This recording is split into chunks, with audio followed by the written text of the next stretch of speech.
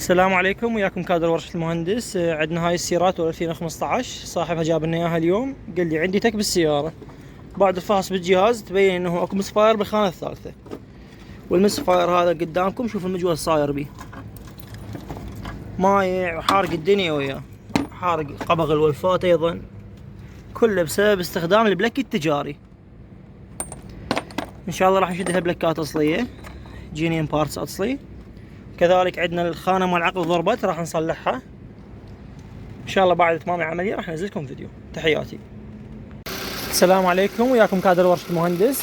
طبعا هاي السيارة اللي جابوا لنا هي اليوم احد الاخوة، اللي كان بيها طبعا مشكلة البلكات التجارية، والمجول هاي مثل ما تلاحظوا مايع داخل السلندر، كان مما ادى الى تلف خانة العقل. بفضل رب العالمين صلحنا العقل طبعا، وبدلنا البلكات نوعية اصلية طبعا مثل ما وعدناكم، وتبدل المجول ان شاء الله. هاي السيارة حاليا صافية بفضل رب العالمين. تحياتي.